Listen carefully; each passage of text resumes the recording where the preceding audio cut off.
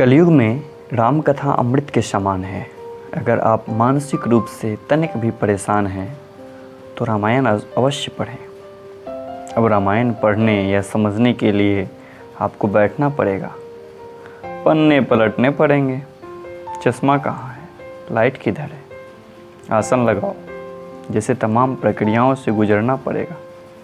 तब जाकर आप इस दौड़ती भागती ज़िंदगी में मुक्ति के मार्ग भगवान श्री राम के जीवन चरित्र को पढ़ेंगे, समझेंगे। लेकिन एक दूसरी विधि भी है। अगर आप इस चैनल को सब्सक्राइब करें तो पूरी राम कहानी आप कभी भी कहीं भी बिना चश्मे, बिना लाइट के सुन सकते हैं, बिना आसन लगाए आराम से, जब मन जितना उतना सुन सकते हैं। तो चलिए शुरू करते हैं। विश्वनाथ की जय, माँ पार्वती की जय, पवन सुत हनुमान जी की जय, सीताराम जी की जय। आइए अब आगे। सुंदर कृति रूपी सुहावनी सरयू जी राम भक्ति रूपी गंगा जी में जा मिली। छोटे भाई लक्ष्मण सहित श्री राम जी के युद्ध का पवित्र यश रूपी सुहावना महानद सोन उसमें आ मिला। दोनों के बीच में भक्ति रूपी गंगा जी धारा ज्ञान और वैराग्य के सहित शोभित हो रही हैं। ऐसी तीनों तापों को डराने वाली यह तिमुहानी नदी राम स्वरूपी समुद्र की ओर जा रही है। इस कृति रूपी सरयू का मूल निवास श्री रामचरितमानस ही है और यह गंगा जी में मिली है। इसलिए यह सुनने वाले सज्जनों के मन को पवित्र कर देती है। इसके बीच बीच में जो भिन्न भिन्न प्रकार की विचित्र कथाएं हैं वे ही मानो नदी तट में के आसपास के वन और बाग हैं। श्री पार्वती जी और शिव जी के विवाह के बाराती इस नदी में बहुत प्रकार के असंख्य जलचर जीव हैं। श्री रघुनाथ जी के जन्म की आनंद बधाइयाँ ही इन नदी के भंवर और तरंगों की मनोहरता है। चारों भाइयों के जो बाल चरित्र हैं वे ही इसमें खिले हुए रंग बिरंगे बहुत से कमल हैं।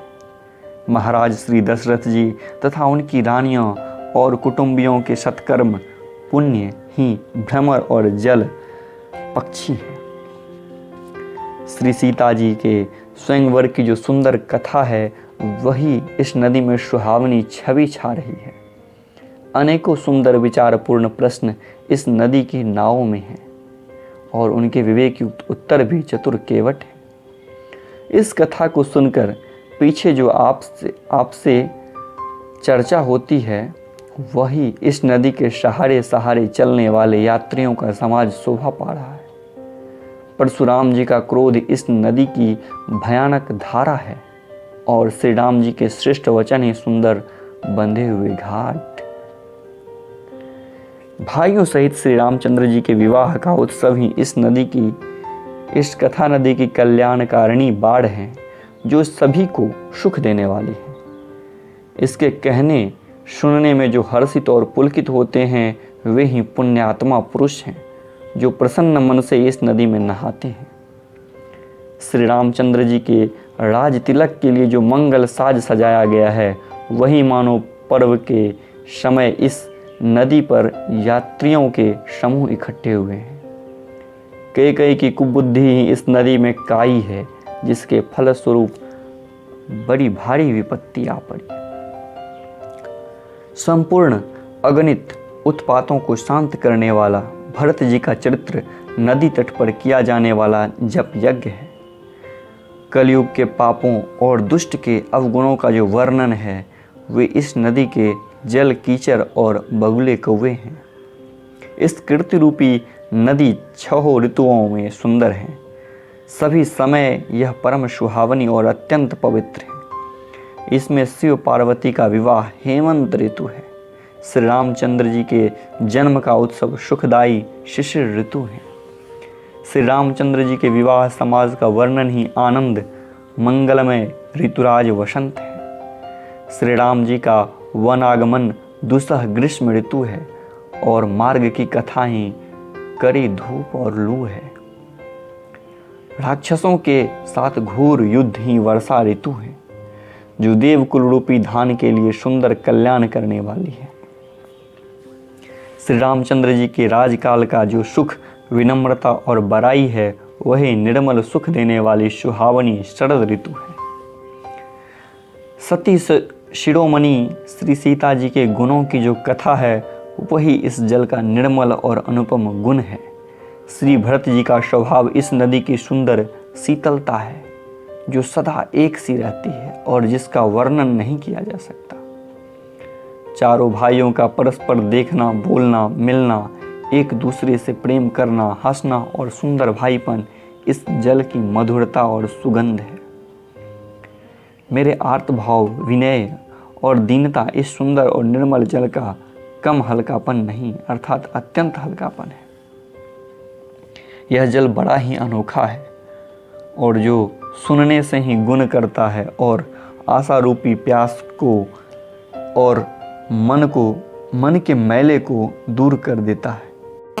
यह जल श्री रामचंद्र जी के सुंदर प्रेम को पुष्ट करता है, कलयुग के समस्त पापों और उससे होने वाली ग्लानि, संसार के श्रम को सोख लेता है, संतोष को भी संतुष्ट करता है और पाप, ताप, दरिद्रता और दोषों को नष्ट करता है। यह जल काम, क्रोध, मद और मोह का नाश करने वाला और निर्मल ज्ञान और वैराग्य को बढ़ाने वाला है। इसमें आदरपूर्वक स्नान करने से और इसे पीने से हृदय में रहने वाले सब पाप ताप मिट जाते हैं। जिन्होंने राम सुयस रूपी जल से अपने हृदय को नहीं धोया, वे कायर कलिकाल के द्वारा ठगे गए। जैसे प्यासा हिरण सूर्य की किरणों की रेत पर पड़ने से उत्पन्न हुए जल के भ्रम को वास्तविक जल समझकर पीने के लिए दौड़ता है और जल न पाकर दुखी होता है, वैसे ही वे कलयुग से ठगे हुए जीव हैं, विषयों के पीछे भटक कर दुखी होंगे। अपनी बुद्धि के अनुसार इस सुंदर जल के गुणों की विचार कर उसमें अपने मन को स्नान कराकर और श्री भवानी शंकर को स्मरण करके कवि तुलसीदास सुंदर कथा कहता है। मैं इस रघुनाथ जी के चरण कमलों के हृदय में धारण कर और उसका प्रसाद पाकर दोनों श्रेष्ठ मुनियों के मिलन का सुंदर संवाद वर्णन करता हूँ। भारद्वाज मुनि प्रयाग में बसते हैं। उनका श्री राम जी के चरणों में अत्यंत प्रेम है। वे तपस्वी, निगृहित चित्त, जितेंद्रिय, दया के निधान और परमार्थ के मार्ग में बड़े ही चतुर हैं। माघ में जब सूर्य मकर राशि पर जाते हैं, तब सब लोग तीर्थराज प्रयाग को आते हैं। देवता, दैत्य, किन्नर और मनुष्य के समूह सब आदरपूर्वक त्रिवेणी में स्नान करते हैं। श्री वेणी माधव जी के चरण कमलों को पूजते हैं और अक्षय वट का स्पर्श कर उनके शरीर पुलकित होते हैं। भारद्वाज जी का आश्रम बहुत ही पवित्र, परम रमणीय, श्रेष्ठ मुनियों के मन को भाने वाला है। तीर्थराज प्रयाग में जो स्नान करने जाते हैं, उन ऋषि मुनियों का समाज वहाँ भारद्वाज आश्रम में जुटता है। प्रातःकाल सब उत्साहपूर्वक स्नान करते हैं और फिर परस्पर भगवान के गुणों की कथाएं कहते हैं। ब्रह्मा का निरूपण, धर्म का विधान और तत्व के विभाग का वर्णन करते हैं तथा ज्ञान वैराग्य से युक्त भगवान की भक्ति का कथन करते हैं। इस प्रकार माघ के महीने भर स्नान करते हैं और फिर सब अपने अपने आश्रम को चले जाते हैं। हर साल वहाँ इसी तरह बड़ा आनंद होता है। मकर में स्नान करके मुनिगण चले जाते हैं। एक बार पूरे मकर भर स्नान करके जब मुनीश्वर अपने अपने आश्रम लौट गए, परम ज्ञानी याज्ञवल्क्य जी मुनि को चरण पकड़ कर भारद्वाज जी ने रख लिया। आदर पूर्वक उनके चरण कमल धोए और बड़े ही पवित्र आसन पर उन्हें बिठाया। पूजा करके मुनि याज्ञवल्क्य जी के सुयश का वर्णन किया और फिर अत्यंत पवित्र और कोमल वाणी से बोले, हे नाथ, मेरे मन में बड़ा संदेह है। वेदों का तत्व सब प्रकार की मुट्ठी में है, अर्थात आप ही वेद को तत्व जानने वाले होने के कारण मेरा संदेह निवारण कर सकते हैं। पर उस संदेह को कहते हुए मुझे भय और लाज आती है। भय इसलिए कि कहीं आप यह न समझे कि मेरी परीक्षा ले रहा है, लाज इसलिए कि इतनी आयु बीत गई अब तक ज्ञान ना हुआ, और यदि नहीं कहता तो बड़ी हानि होती है क्योंकि अज्ञानी बना रहता हूँ इससे। हे प्रभु, संत लोग ऐसी नीति कहते हैं और वेद पुराण तथा मुनिजन भी यही बतलाते हैं कि गुरु के साथ छिपाव करने से हृदय में निर्मल ज्ञान नहीं होता है। यही सोचकर मैं अपना अज्ञान प्रकट करता हूँ। हे नाथ, सेवक पर कृपा करके इस अज्ञान का नाश कीजिए। संतों, पुराणों और उपनिषदों राम नाम के असीम प्रभाव का गान किया है।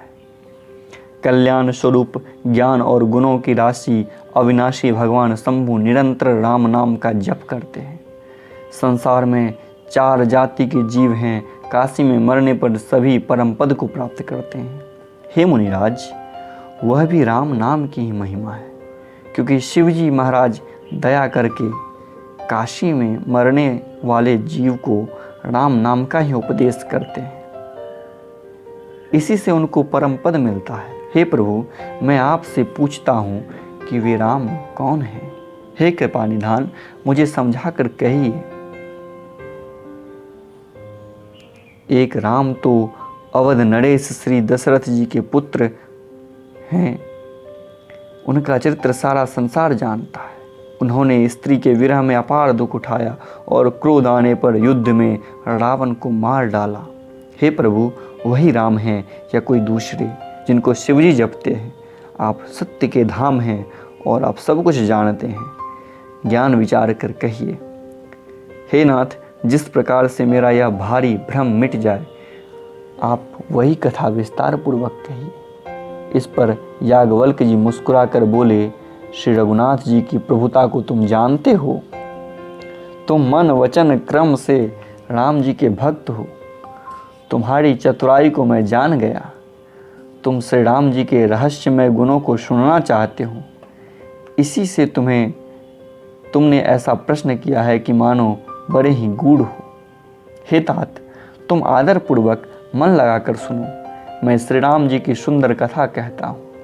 बड़ा भारी अज्ञान विशाल महिषासुर है और श्री राम जी की कथा भयंकर काली जी है। श्री राम जी की कथा चंद्रमा की किरणों के समान है, जिसे संत रूपी चकोर सदा पान करते हैं।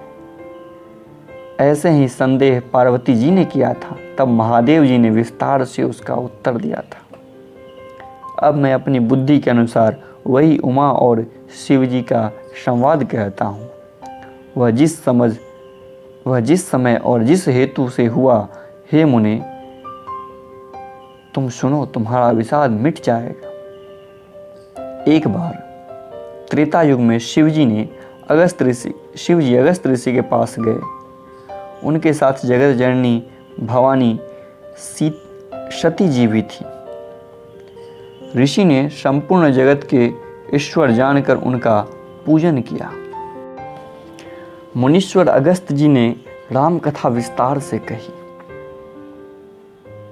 जिस महेश्वर ने परम सुख मानकर सुना, फिर ऋषि ने शिव जी से सुंदर हरि भक्ति पूछी और शिव जी ने उनको अधिकारी पाकर रहस्य सहित भक्ति का निरूपण किया। श्री रघुनाथ जी के गुणों की कथाएं कहते सुनते कुछ दिनों तक शिव जी वहाँ रहे। फिर मुनियों से विदा मांगकर शिव जी दक्ष कुमारी सती जी के साथ घर को चले गए कैलाश। उन्हीं दिनों पृथ्वी का भार उतारने के लिए श्री हरि ने रघुवंश में अवतार लिया था। वे अविनाशी भगवान उस समय पिता के वचन से राज्य का त्याग करके तपस्वी या साधु वेश में दंडक वन में विचर रहे थे। शिव जी हृदय में विचारते जा रहे थे कि भगवान का दर्शन मुझे किस प्रकार हो। प्रभु ने गुप्त रूप से अवतार लिया है, मेरे जाने से सब लोग जान जाएंगे। श्री शंकर जी हृदय में इस बात को लेकर बड़ी खलबली उत्पन्न हो गई, परंतु सती जी इस बात भेद को नहीं जानती थी। तुलसीदास जी कहते हैं कि शिव जी के मन में डर था, परंतु दर्शन के लोभ से उनके नेत्र ललचा रहे थे। रावण ने ब्रह्मा जी से अपनी मृत्यु मनुष्य के हाथों से मांगी थी। ब्रह्मा जी के वचनों को पूर्ण सत्य करना चाहते थे। मैं जो पास नहीं जाता हूँ तो बड़ा पछतावा रह जाएगा। इस प्रकार शिव जी विचार करते थे, परंतु कोई भी युक्ति ठीक नहीं बैठती थी। इस प्रकार महादेव जी चिंता के वश हो गए। उसी समय नीच रावण ने जाकर मरीच को साथ लिया और वह मरीच तुरंत कपट मृग बन गया। मूर्ख रावण ने छल करके सीता जी को हर लिया। उसे श्री रामचंद्र जी के वास्तविक प्रभाव का कुछ भी पता न चलता।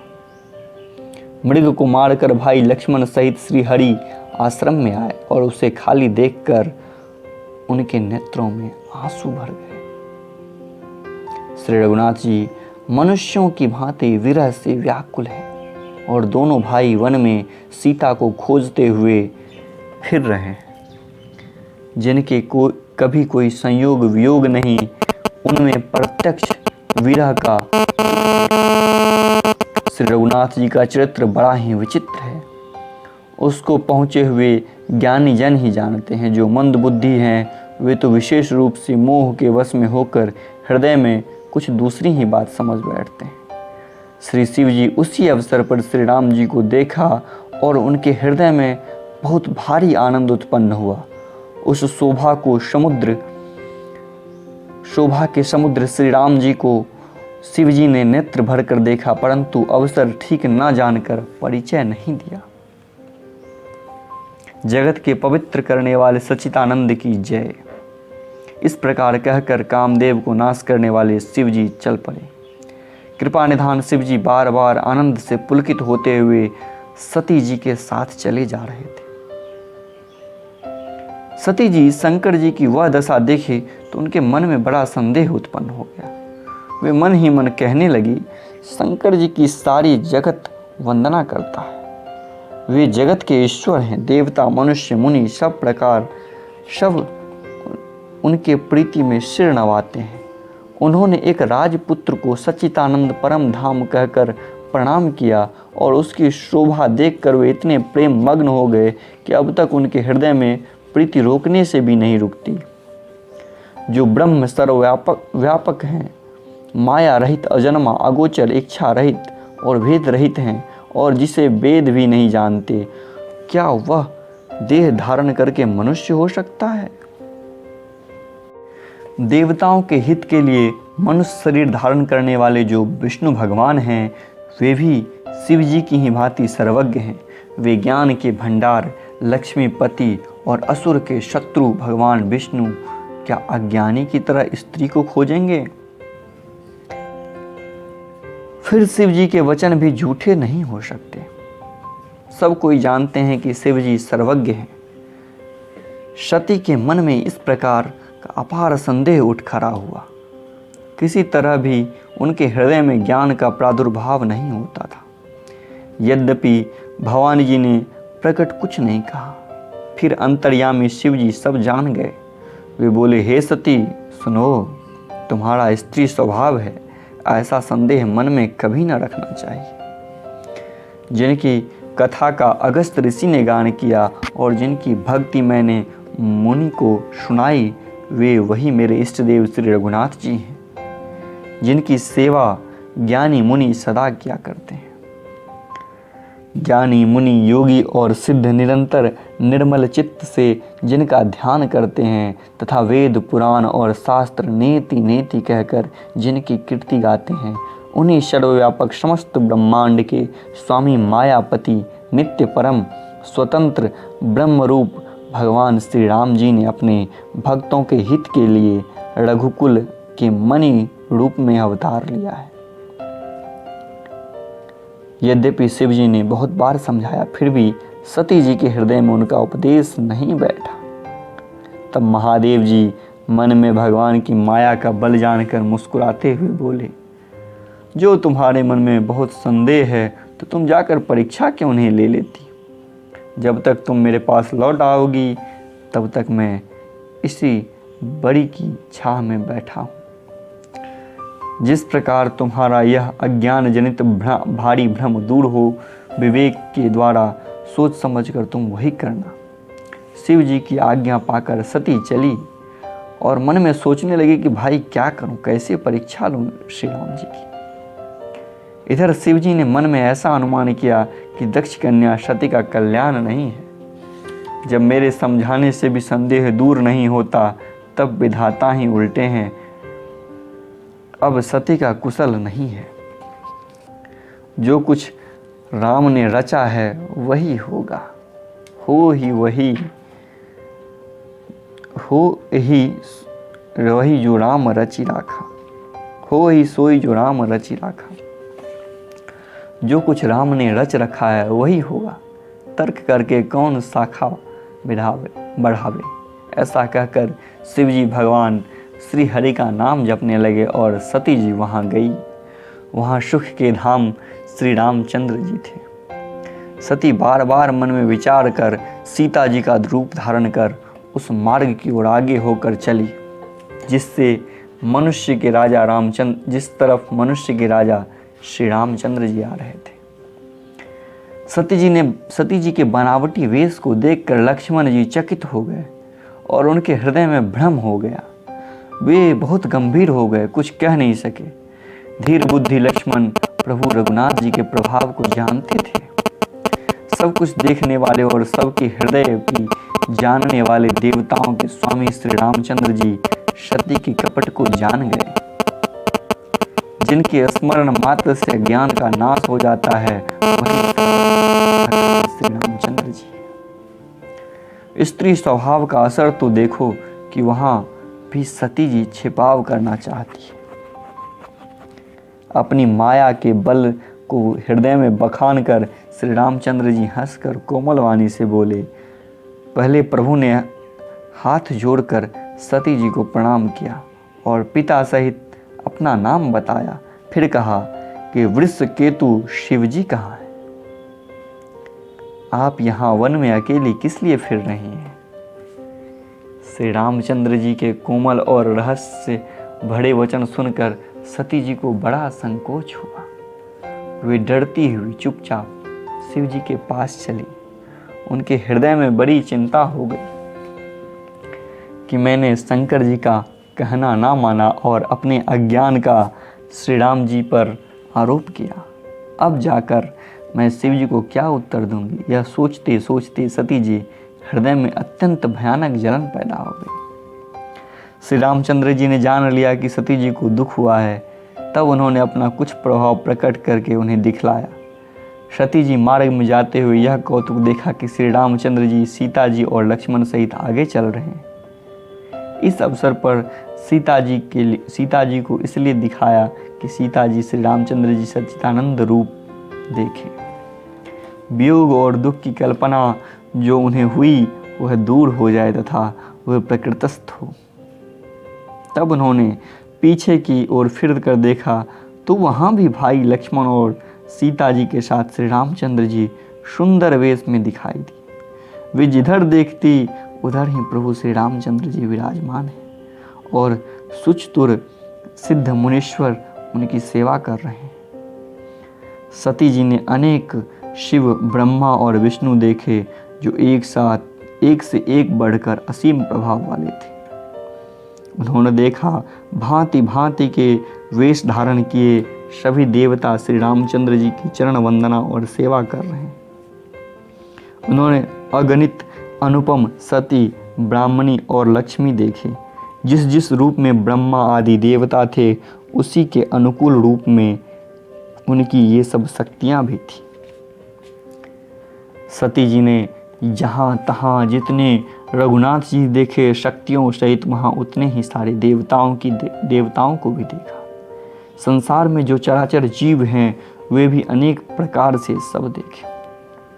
उन्होंने देखा अनेक वेश धारण किए करके देवता प्रभु श्री रामचंद्र जी पूजा कर रहे हैं, परंतु श्री रामचंद्र जी का दूसरा रूप कहीं नहीं देखा। सीता सहित श्री रघुनाथ जी बहुत से देखे, परंतु उनके वेश अनेक नहीं थे। सब जगह वही रघुनाथ जी, वही लक्ष्मण जी और वही सीता जी सती देखकर बहुत ही डर गई। उनका हृदय कांपने लगा और देह की सारी सुध बुध जाती रही। वे आंख मूंद कर मार्ग में बैठ गई। फिर आंख खोलकर देखा तो वह वहाँ दक्ष कुमारी सती जी को कुछ भी नहीं दिख पड़ा। तब वे बार बार श्री रामचंद्र जी के चरणों में सिर नवाकर वहाँ से चली जहाँ श्री शिव जी थे। जब पास पहुँची तो श्री शिव जी ने हंसकर कुशल प्रश्न करके कहा कि तुमने श्री राम जी की किस प्रकार परीक्षा ली, सारी बात सच सच कहो। अगला मास परायण आ गया है। अब आज यहीं तक। आपको यदि लगे कि और कुछ सुधार किया जा सकता है तो आप कमेंट अवश्य करें और हमें बताएं ताकि हम उसमें सुधार करें।